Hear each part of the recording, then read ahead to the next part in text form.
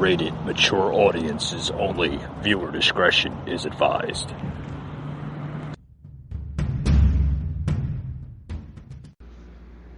All right, guys, welcome to another edition. Welcome. Happy Wednesday night to everyone tuning in. Hope your week is going well. And you're trying to live a sane life, right? Because, I mean, what's going on, folks, is just downright crazy. It's craziness what's going on. I want to bring into a lot of different stories here on the podcast tonight. I want to get into some Trump news and basically what he thinks of Biden's disastrous presidency, because we know hell on high wheels. It's not going well. Good for the president, folks. It's not going well at all. Want to get into the mask mandates of where they're going. AOC now going through therapy. Yeah. Oh boy, did anybody see that article? AOC now going through therapy. Yeah, she's blaming everything today. Everything. Literally, she's blaming it all. Everything of what's going on today, of the things that she's suffering from. I mean, folks, this is just downright comical. AOC, the other, 2 days ago, let's get into that first before we get into the other articles. AOC came out with a video of when she was asked about kids in cages, and she's literally frustrated. Check this video out, guys. Are you exhausted? Or are you living in a late-stage capitalist society that's enduring a pandemic that has no guarantee of health care or housing, and that's not normal, and is putting all of the weight and exhaustion on working people? Ask me anything. Yeah. Ladies and gentlemen, this woman is losing her mind. Literally losing her mind. And if that gets any worse, you got to tune into of what goes on next. That literally, I mean, folks, it gets worse and worse and worse. This woman is now saying that she needs to go to therapy because she feels stressed. Like, what?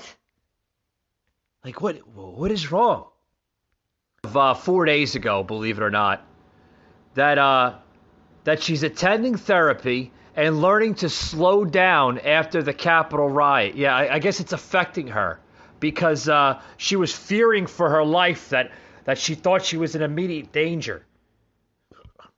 Yeah, this is coming from a delusional, maybe slightly schizophrenic congresswoman.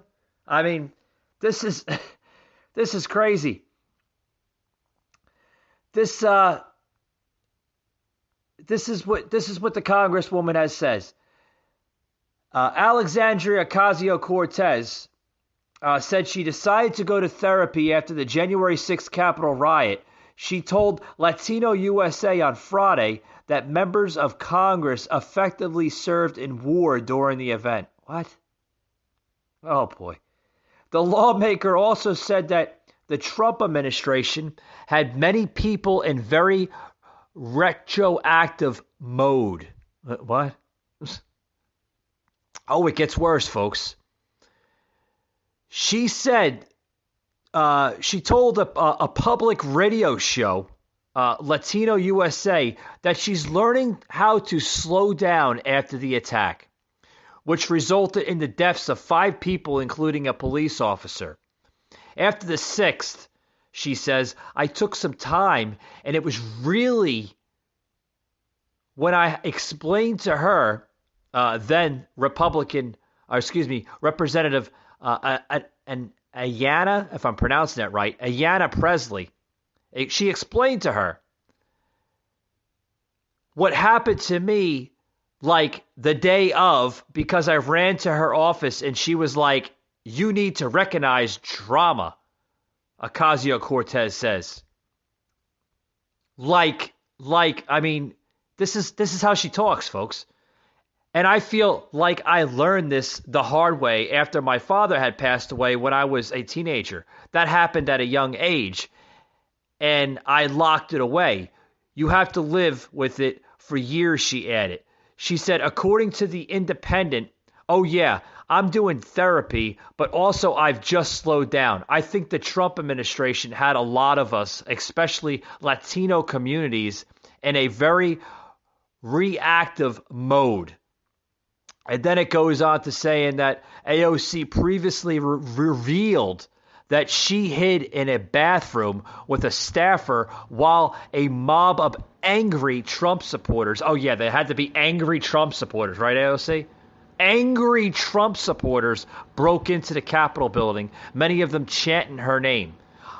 She then says and goes into a dramatic stage that she thought she was going to die. She recalled an emotional Instagram live in February. I have never been quieter in my entire life, she says. And then it goes on to even more, she says here. In her interview with Latino USA, Ocasio-Cortez said that the insurrection was deeply traumatizing for many members of Congress who effectively served in war.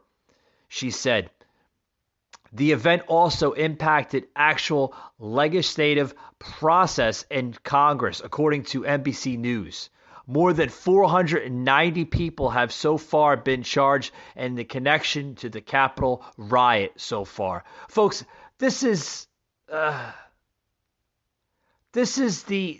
they said, yeah, check this out. They said that the Congresswoman says she had to slow down after the insurrection. Slow down for what? Like, oh, she's such a tough worker, right? And she had to slow down. Greg Kelly, a host on Newsmax, mocked the representative for seeking therapy in the wake of the Capitol riot earlier this year. Mr. Kelly made comments on this past Monday, a segment of the B-roll that showed Miss Ocasio-Cortez giving a speech on the House floor, claiming she was having a meltdown. I think she had a meltdown long before she actually had the meltdown, folks. I mean, because the woman is a meltdown. Everything that comes out of this woman's mouth is just a delusional sideshow. Nothing she says, people will never take serious. I sure as hell don't take serious. With that being said, folks, we got a lot to say on today's show. Don't go anywhere. We'll be right back after these words.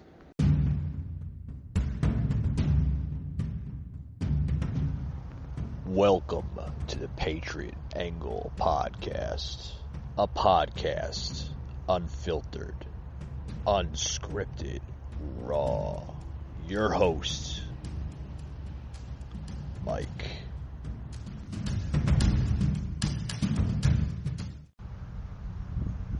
I love this Rakuten app.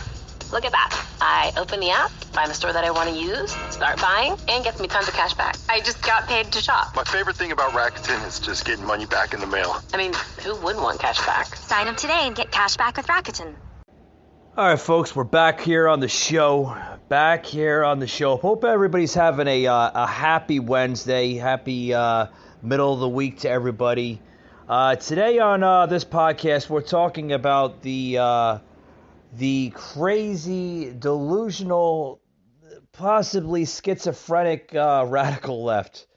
The Democrat Party died, folks. They died this past January. when this new president took office. This type of Democratic Party, folks, has been hijacked to a new form of itself, and we're seeing quite craziness coming out. I want to plug into the show here just how bad they're getting just with the coronavirus vaccine. They're pushing this damn vaccine, folks, to high levels. High levels. Biden now, the Biden White House teams up now with Snapchat to urge now teenagers to get vaccinated. They're pushing teenagers to get vaccinated. Like, why are they pushing this? Check this out, guys. Hey, folks, we have vaccinated. The new variants are affecting young people. Getting the vaccines can prevent you from spreading it to your friends and to your family. Let's end the COVID crisis once and for all, now. Yeah. 90% of Americans live within 5 miles of a vaccination center. And if you click on the link below, go to vaccines.gov, and you can get all the information about where you can get vaccinated. And also starting May 24th, Uber and Lyft are going to give free rides to vaccination sites. So get vaccinated. A fully vaccinated person right now will be protected against the variants that are currently circulating in the country. And the more people that we get vaccinated, the less likely the virus is to transmit and to pick up mutations. You have called for an assault weapons ban. I have a simple question for you. Folks, I had to stop it there. It was going into another video, but that was literally the White House team. From Joe to Kamala to a few staff members that are basically urging now teenagers to get vaccinated. Like, when will this ever stop, folks? When is this ever going to stop? Like, why do they need to constantly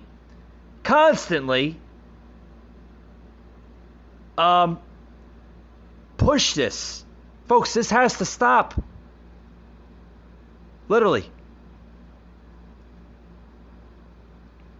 This has to stop. But according to Biden now wants to not only urge every American, because that's his agenda, folks. He wants to urge every American to get vaccinated. Like this crap is just like, it's like the Energizer Bunny. It just keeps on going and going and going and going. I mean, this is but according to Biden now, he needs to unite the country. We must unite the country. That's his exact message. Check this out, guys. It's about bringing people together, about uniting the country.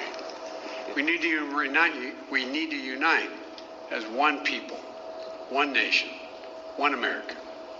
And that was the thing I was most often criticized about, saying, how can you unite the country? We must unite the country. I said it in my kickoff speech in Philadelphia. I said it again when I spoke at Gettysburg. And I emphasized it in my inaugural address. A lot of people, press to elected officials, were somewhat skeptical of that could be done. It's just beginning, but I'm confident we can do this and so much more. And I believe with every fiber of my being that there are simple core values and beliefs that should bring us together as Americans. One of them is standing together against hate, against racism.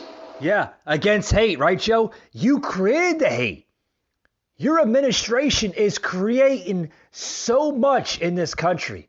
Hate, division, racial differences.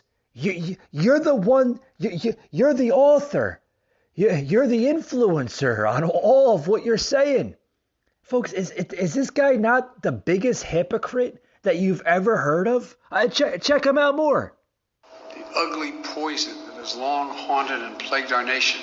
Yeah. Today, I can say that because of all of you, many of you sitting right in front of me, you've taken that first step. It's an important step. I'd like to thank the Congress and the members who are here today, Democrats and Republicans, who came together to get the COVID-19 Hate Crimes Act on my desk Well, on a desk I'm about to sign on. But I want to thank the Majority Leader Schumer, and I want to thank Speaker Pelosi for your leadership. I also want to thank the leader from the state of Kentucky for letting it go forward. It's important. It's important. Most of all, Mazie, or Senator, I called you Mazie. I apologize, Mazie. I called Chuck anyway, yeah. Senator Hirano, Senator Tammy Duckworth. Turn this off. This is like disgusting. So Biden's making remarks on some kind of, what is it, a COVID-19 hate crimes act? What? More ridiculous policy being signed into law? Like, COVID-19 hate crimes. Like, what the fuck does that even mean? Like, what does that mean? What does that mean? I don't know. I think they'll make up the definition later. Yeah, literally. You'll see Joe making up literally a definition about it, like later into the week or later into the month. Is he going to be circling back on that one too?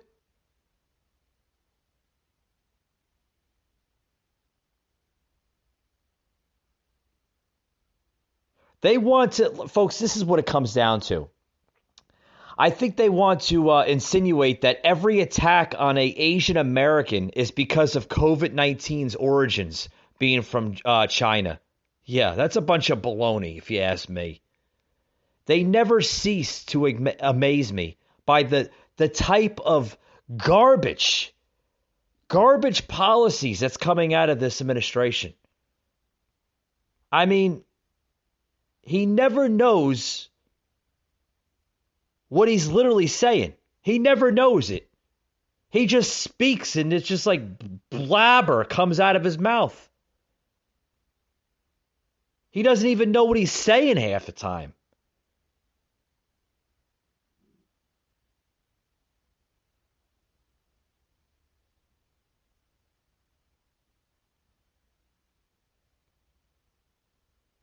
I don't know, folks. I'm going a little pause here on the show, but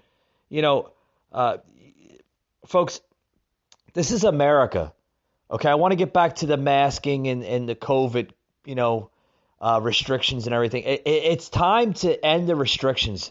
I'm really for governors and mayors that want to end the restrictions, lift the restrictions, just literally get people back to a normal state of mind. Okay, stop having us live in a third world utopia. Okay, beating people up for not wearing or asking that you wear a mask is literally craziness.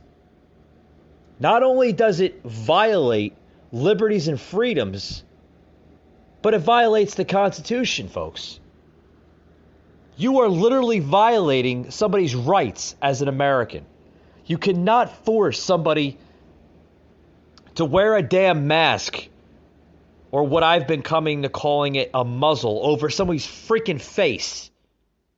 I choose oxygen. I choose fresh air over being silenced, because that's what's going on, folks. The damn government's silencing us. Another made-up problem by drama queen libtards. Retards. Yeah, that's what they are. They're queen libtards and retards. Made up drama to cause problem, conflict, and divideness. Because COVID came from China. Blah, blah, blah, blah, blah, blah, blah. It's called the China virus because it came from China. Doesn't have anything to do with Asian people. How stupid does that sound? He wants to sign a COVID-19 hate crime act because he thinks it's stereotypical racism for calling it the China virus. What do you want it to call it? It's a virus that came from China. That's what you normally call it, right?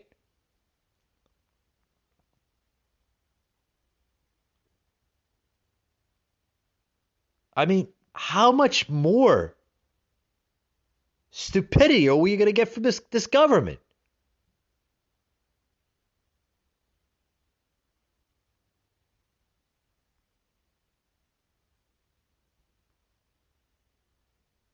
I guess to each his own, right?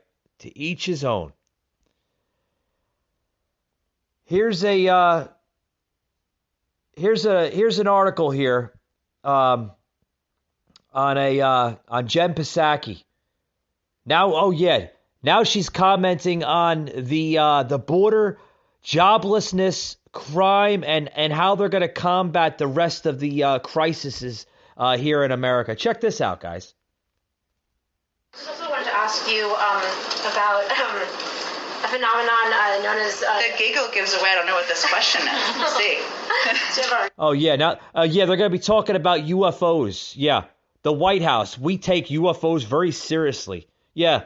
Yeah, that's the next pandemic, I guess. Ruined it here. But this is quite a serious issue. There are these unrecognized objects in U.S. airspace that are also known as unidentified aerial phenomenon, I understand. And I wanted to see, there's a DNI report that I understand is going to be released soon. Can the Biden administration commit to releasing it in full? Well, that would be for a decision by the Department of National Intelligence to make. As you noted, we're aware of the report requirement, and our team at the Office of the Director of National Intelligence is, of course, actively working on that report. And we take reports of incursions into our airspace by any aircraft, identified or unidentified, very seriously and investigate each one. But ODNI would be working on that report, and in terms of disclosure, that would be up to them. I guess in all seriousness, though, can you characterize the president's concerns about this phenomenon? I mean, it is this concept of objects in U.S. airspace that are either origin from other nations or other entities, but what is the concern of the president that this phenomenon seems to occur in the national security apparatus? Well, I think broadly speaking, the fact that we have a team that's actively working on a report. Certainly the safety of our personnel, security of our operations, our airspace are of paramount concern, whether that is identified or unidentified aircraft. And we don't discuss that publicly for a range of reasons, but certainly the president supports the ODNI putting together a report and following through on that commitment.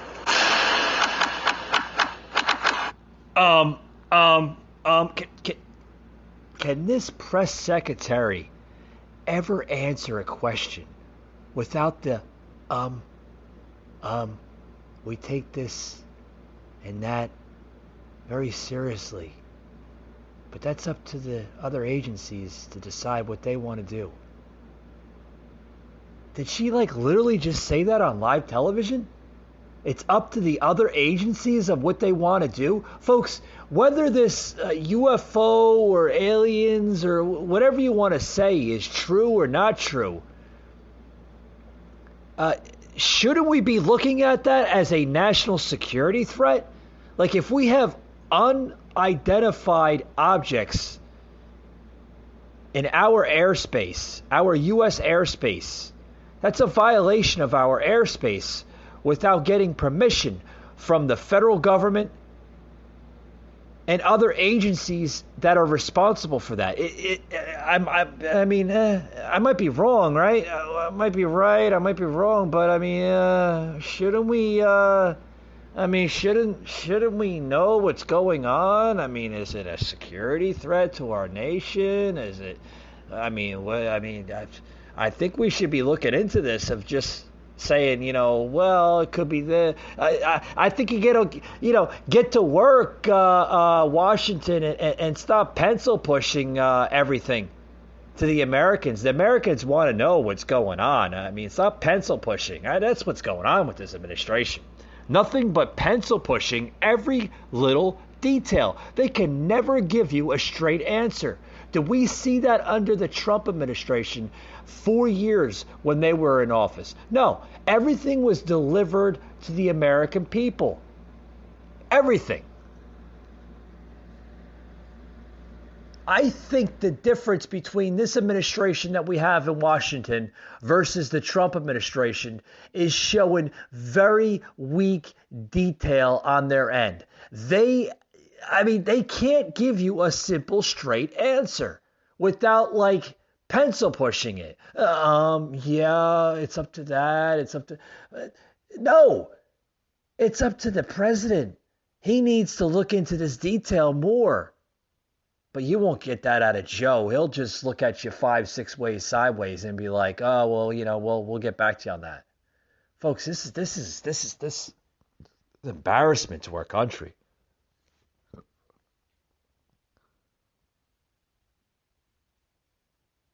I mean,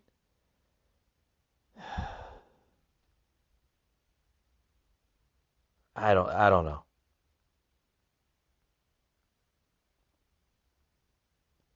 I mean, seriously. We have a lot of stuff going on.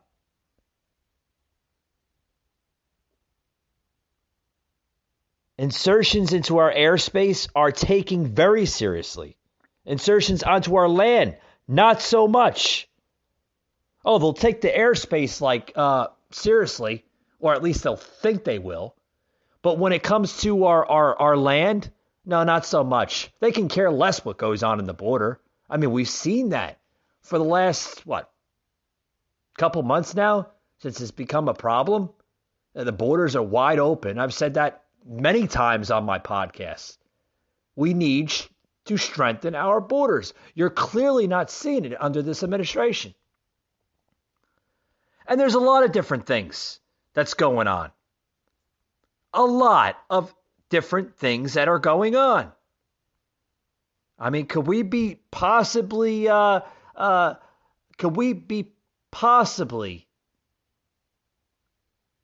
have announced from the federal government 70 years of lies about UFOs and aliens? I mean, wouldn't that be something, huh? And the government knows something. I'm telling you, they know something that we don't know.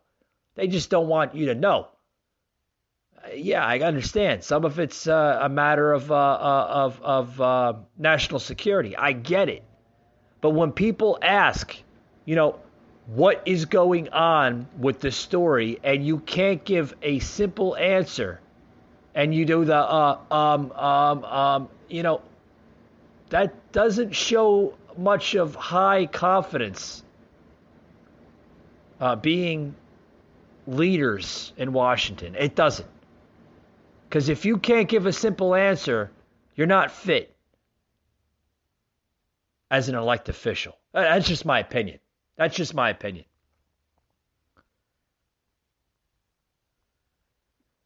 So we want to get into this other story here. Before I take a break, I want to get into the story coming out of Newsmax again. Good friends at Newsmax. Man, I love that news platform. They tell it like it is. Why can't we have that in this country from news platforms? Why can't all news platforms tell it like it is? Just tell it like it is. Stop creating the hate. Oh my God, they're like, that's all they do is report on hate. So, article coming out of Newsmax. Trump literally commenting on gas. Oh, it's going to cost us the next crisis here in America. Gas rising at all-time highs. Check this out by the former president, giving his little opinion on the Biden administration. And the lumber's gone through the roof. The lumber, I guess, as much as anything, but everything, steel. You look at what's going on with pricing, and obviously you're going to have inflation. Gasoline is going to stop at $6-7, I think, based on what I'm seeing. We were energy independent when I left. And right now, I would have to say we are no longer energy independent. We're putting windmills all over the place, which cost a fortune, which, by the way, if you're a believer in the carbon footprint and all of the other things, when they make these windmills, which are all made in China and Germany, by the way, they're all made in China, Germany. We don't do them here. They put them together. We put them together here. We don't make them here. What goes into the air when they make them is more than anything that can ever be saved Well, here, if you're a believer in that, okay, some people are and some people aren't, but we have windmills all over the place. They ruin the environment, they kill the birds, and they cost a fortune. We have natural gas, costs us nothing. Actually nothing, they burn it off. When you're looking at all of those flames on top of the wells, that's natural gas that they burn off, they throw away.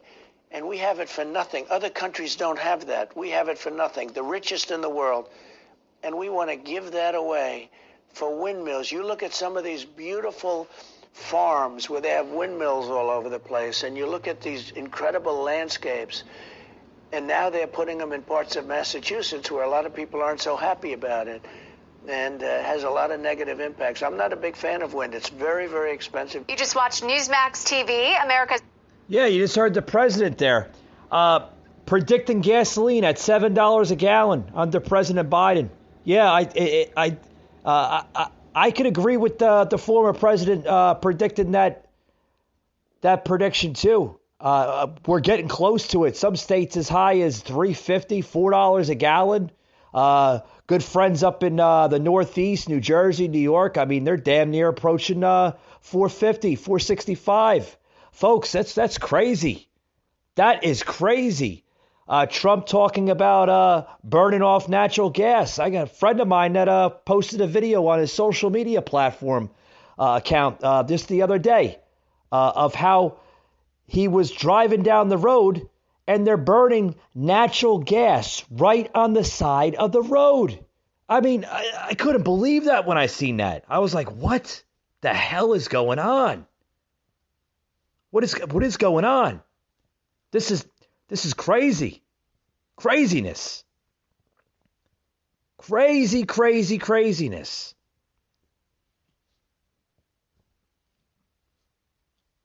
Folks, if things do not improve in this country, we're not going to have a country. I've said that from time after time after time. Like, when is things going to literally get better? It's going to be a while before it gets to that point. I truly believe that. I truly believe that. I want to get into a couple more topics here before we run low on time. I want to take a quick little break, and I want to get into this new topic here that's basically trending the news articles here. But first, I want to take a quick break. Don't go anywhere, guys. We'll be right back after these words. Hey, folks, back here. Here's an article coming out of Breitbart again. CNN tappers on Taylor Greene, Georgia's representative, Taylor Greene's supposed mass Holocaust comparison. He's saying that you really think that a Jewish life is worth so little. And that was from the CNN anchor, Jake Tapper, this past Monday on his show, The Lead.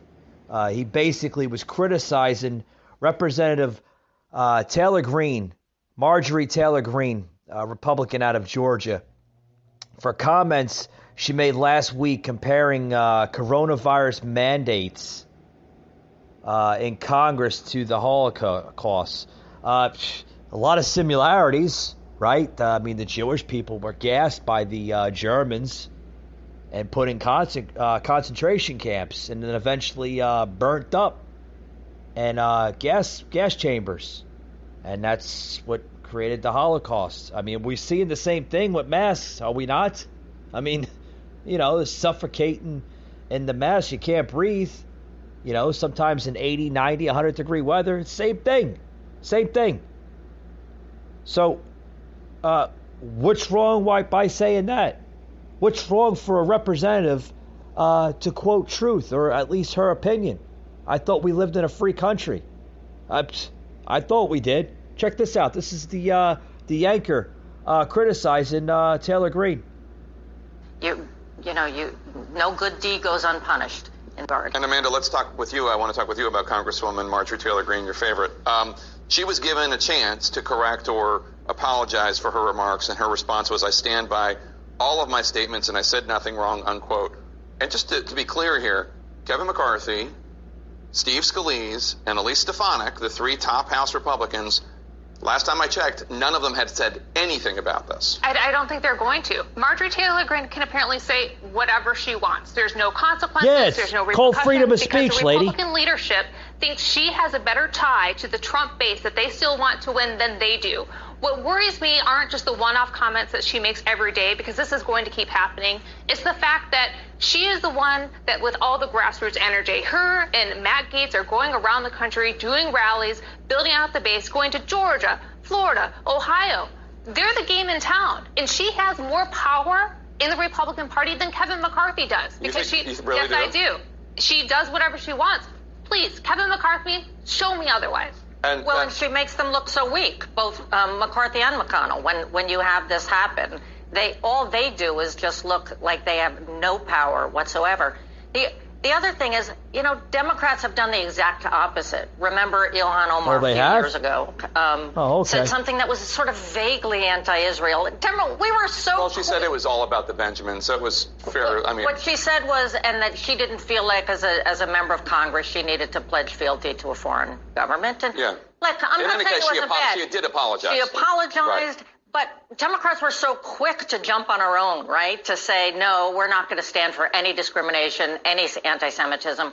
Republicans who want to be best friends with Israel are not doing that. So even when they are so, strongly pro-Israel, they can't take her on. What was your reaction when you heard those comments? Because I have to say, and I'm used to all sorts of, dog whistles about being Jewish and about Jews, but to compare Pelosi saying, if you're not vaccinated, you need to wear a mask, to the slaughter of 6 million Jews, babies, children, women, old people, men. And the idea, to me, it just signifies, you really think that a Jewish life is worth so little that it's equal to asking you to wear a mask? Yeah, but this is like trivializing the death and despair that people suffered. So she has political gain, right? This is like the competitive grievance and victimhood. And you can't tell me anything, you liberal Democrats, because I, as a Republican, I'm being suppressed.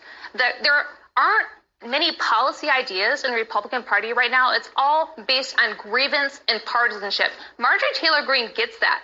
It works. It's what the Republican base likes. And right now, there's not anything that competes with it, that drives up that outrage and can get people involved to counter it. That's why I'm saying, don't dismiss the stuff that she's doing. Don't dismiss the audit that's going around in Arizona, because they're going to take that on the road.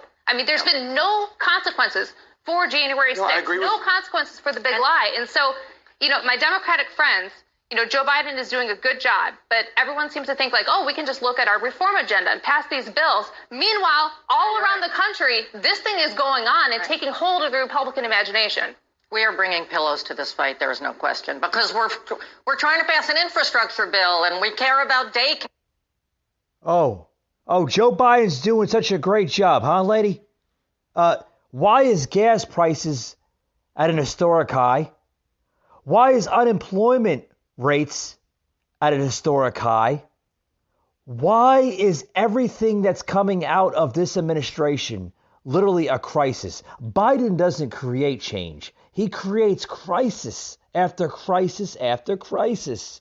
And then you're trying to tell me that it's wrong for Marjorie Taylor Greene to voice her opinion on masks, okay? And you think that's wrong for her stating that. Well, why is it wrong? Like I said, I thought we lived in America, folks, where we have freedom of speech. I guess that went out the window, right, when this new administration came into power. I guess we lost all our freedoms and liberties when this new administration came into power, right? I guess we lost all of it. I guess this is not the United States of America, where freedom of speech is valued and looked at like it's like gold, okay? Because you can't say anything in this country without being criticized. You might be wrong for saying it. Everybody has opinion of their own, right? So just because one person's opinion is different from your opinion, you're going to criticize them for that? You're going to tell them that they're wrong? You're going to go to levels on social media and the internet and say she should be exposed from Congress because she doesn't represent her party very well. She has higher power than even Mitch McConnell and blah, blah, blah, blah, blah, blah, blah. Oh, that is all wrong, right? But you're trying to tell me that the same party that influenced rioters last summer, such as Black Lives Matter and Antifa, those were right? Because they were nothing but peaceful protesters, right? Yeah, they were peaceful protesters just for giving their opinion because it was their First Amendment rights. Free speech only exists to the narrative of what they're trying to give out on a political message. That's the new radical left's agenda. It only matters to them when they see it. That's what it seems like, folks. That's what it seems like. Yeah, that's what it seems like. It seems like everything else only matters when they're base. And then this woman here, of course the anchor, they're going on and on about like, Marjorie Taylor Greene is trying to boost up their base, the Republican base, and everything else, and they want to reform it all in the 2022 midterm elections, and they want to take back the House. And folks, we have to. There's no way around it. We have to. The Republicans have to take back the House next year, because if they don't take back the House, there's going to be hell and high water coming to the 2024 general elections.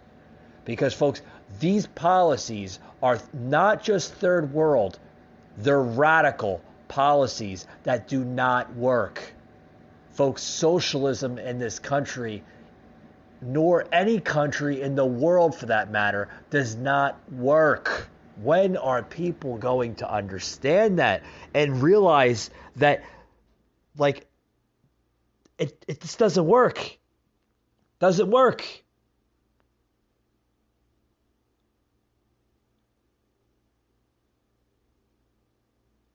So now I want to get into this other article. Susan Sarandon now is stating that she stands with the Palestinian people fighting against the Al-Farid government. Yeah, she stands with them, but she doesn't stand with Israel. Oh no, she doesn't stand with Israel. Yeah, check this out.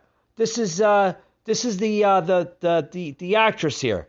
The left-wing Hollywood star Susan Sarandon has declared her support for Palestinian people while accusing Israel's administration of practicing Al-Farid. Susan Sarandon tweeted on her Twitter account and made a political declaration just earlier today, adding her support for supermodel Bella Hadid, who has also politicized and publicly accused Israel of this behavior and participated in pro-Palestinian protests. She stands with the Palestinian people fighting against this type of government. And pray for the Israeli. Where's my words? Hold on, folks. Because this is important. This is important topic here, and I get a glass of water. She prays for the Israeli people that they too will enjoy peace. Sarandon then tweeted, "I also stand and support Bella for having the bravery to stand in solidarity with her people. That can be lonely," she says. Folks, this Susan Sarandon is among a growing list of Hollywood left-wingers who have spoken out against Israel in recent weeks, after the country came under rocket attack from Hamas terrorists. But these Hollywood left-wingers, that's okay. They support that. I guess they support terrorism too, right? Folks, this is crazy. Literally crazy. And guess who else supports that? Yeah, your good friends at Black Lives Matter. They support that too. Yeah, they support that. I'm telling you, folks. I'm telling you. Another article coming out of that. Jewish House Democrats are urging Biden to appoint an ambassador to combat anti-Semitism. Condemn House colleagues' comments. A Jewish House Democrat sent a letter urging President Joe Biden to appoint a United States ambassador at large to monitor and combat the situation, and condemning the comments made by their House colleagues. Representative Josh Goldenheimer, a Democrat of New Jersey, and Kathy Manning, Democrat of North Carolina, all signed onto the letter, first obtained by Punchbowl News, saying that they are deeply disturbed by the recent surge of incidents in the United States. They're very concerned, they said. Very, very, very concerned. The Jewish House Democrats also went into saying in the Times Square, a group yelling slurs viciously beat, kicked, and pepper sprayed an unsuspecting Jewish man. In Los Angeles, a caravan of pro-Palestinian protesters descended on the restaurant in West Hollywood, demanding to know who's Jewish before unleashing a violent attack on diners while yelling slurs. A Jewish family visiting from New Jersey was harassed, folks, by 4 men in an SUV shouting, "Free Palestinian, fuck you, Jew, die Jew." This is what's going on in our country. It gets worse. Listen to this. And Tucson, Arizona, an individual threw a rock through a glass window, vandalizing a Jewish business. Folks, Jews across the United States right now, because what's going on over there in the Middle East, are facing extraordinary, tense environment of fear and insecurity in this country.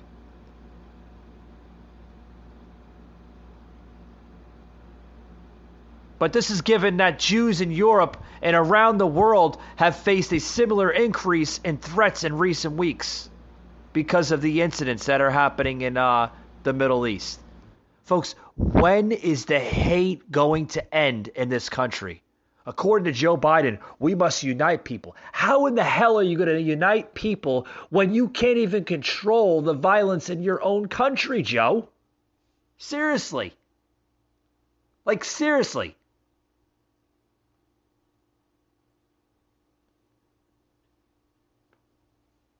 We must learn from history, folks. And I'm going to say this on the show. Some people will get it, some people won't. We must learn in history that the type of violence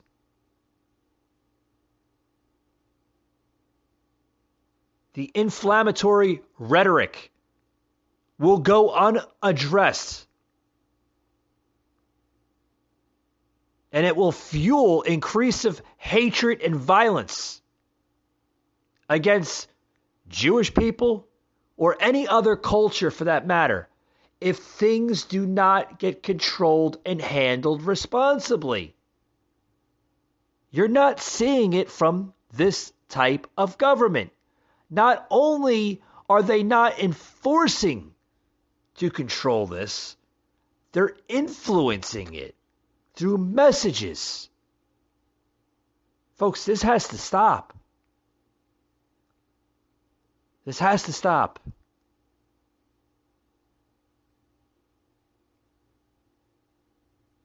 That being said, folks, thank you for tuning in to today's podcast. Also, tune in tomorrow night. Tomorrow night, we're going to have a Zoom call with a special guest joining the show, coming in from Florida, a pastor,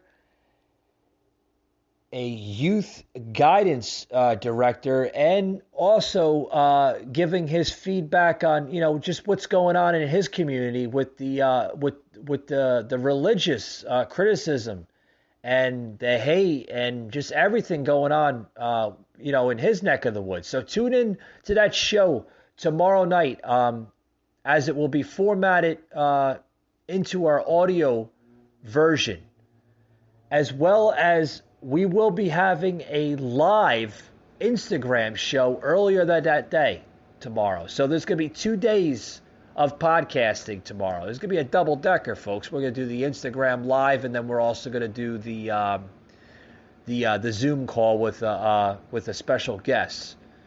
I'm going to have a pastor on my show, and that will be formatted into an audio version later that night. So tune in tomorrow, as tomorrow will be a very, very busy set of events here on the podcast. With that being said, folks, thank you, as always, for tuning in to the podcast, and we hope to see you on the next one. Remember to hit that like, hit that follow button, and subscribe to us on any platform you choose, whether it's Google Podcasting, Apple Podcasting, Anchor Podcasting, Podbay.fm, or anywhere you hear a podcast.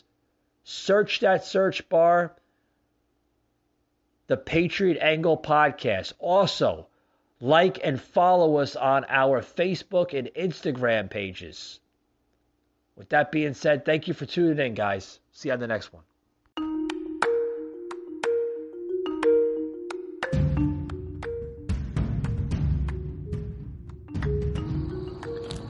You just heard an episode of the Patriot Angle Podcast, an Anchor platform.